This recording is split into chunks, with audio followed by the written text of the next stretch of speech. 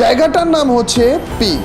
Free ফায়ারের সব থেকে ফেমাস, সব থেকে ডেঞ্জারাস এবং সব থেকে বেশি ইমোশনের একটা জায়গা।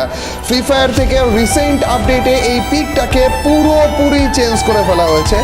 আমাদের ফ্রি ফায়ারের পুরনো এবং নতুন যত প্লেয়ারই রয়েছে সকলেরই ভরে ভরে অনেক অনেক স্মৃতি রয়েছে এই পিকের ভিতরে।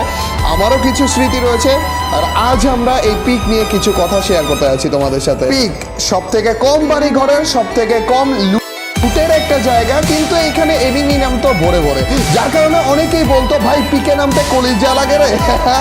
বছরের পর বছর গিয়েছে এই গেমটাতে, কিন্তু এই পিকে অনেক অনেক এনিমি একসাথে নামার যে ট্রেন্ডটা, এইটা কখনো কমে যায়নি, কিন্তু মেবি এখন কমে যাচ্ছে, কারণ পিক এখন আর নেই। পিকের আশেপাশে চিপা চুপা সবারই সবার মুখস্থ, এই চিপা চুপাতেও সবাই নামে। ইভেন যে সাইনবোর্ডটাতে আমি রয়েছি সেখানেও দেখলে আমি এবং অন্য আরেকটা এনিমিও নেমেছিল। গাইজ, এই পিকে টোটাল মিলিয়ে 4টা মেইন বিল্ডিং রয়েছে। ওর মধ্যে একটা হচ্ছে স্কুল ঘর, যেটার মধ্যে আমাদের অনেক স্মৃতি রয়েছে। স্পেশালি ওইটার যেই বক্সের চিপাটা রয়েছে, ওইটার মধ্যে কত কত এনিমিরা যে মেরেছি ভাই।